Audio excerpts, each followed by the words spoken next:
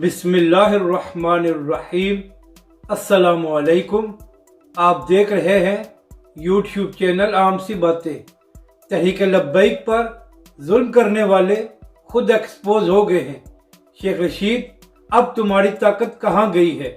اس video میں ہم اسی کے متعلق بات کریں گے۔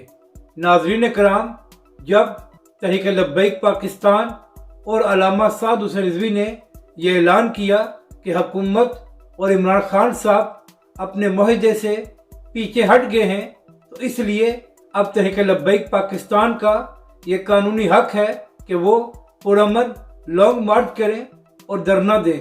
جیسے ہی تحریک لبیک پاکستان نے یہ اعلان کیا تو حکومت نے علامہ سعد حسین رضوی کو گرفتار کر لیا، اور اس کے بعد جب تحریک لبیک کی شورا نے یہ اعلان کیا کہ وہ دوبارہ لانگ مارچ کر رہے ہیں، تو حکومت پاکستان اور خاص طور پر شیخ رشید اور فواد چودھری نے بڑی دھمکیاں دی کہ اگر کسی نے بھی اسلام آباد کی طرف آنے کی کوشش کی تو حکومت ان کے ساتھ سختی سے نپٹے گی۔ اور اس کے بعد پوری دنیا نے دیکھا کہ عمران خان صاحب اور ان کی حکومت نے کس طرح تحریک لبیک پاکستان پر ظلم کیا، جس کی وجہ سے تحریک لبیک پاکستان کے سینکڑوں کارکن زخمی ہوئے اور اس کے علاوہ بہت سے کارکن شہید ہوئے۔ لیکن اب وہی حکومت منافق بن کے خاموش ہو گئی ہے اور کچھ نہیں کر رہی۔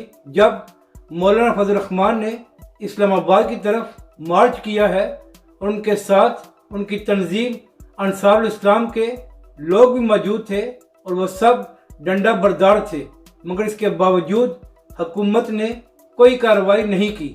اس کے بعد عدالت کا یہ حکم تھا کہ کوئی بھی سڑک پر جلسہ نہیں کر سکتا اور نہ ہی کوئی سڑک بند کی جائے گی، مگر اس کے باوجود مولانا فضل الرحمان نے سڑک کو بند کر کے جلسہ کیا اور ان کے لوگ 2 دن وہاں پر ٹھہرے رہے، لیکن نہ ہی فواد چودھری نے کچھ کہا اور نہ ہی شیخ رشید صاحب نے۔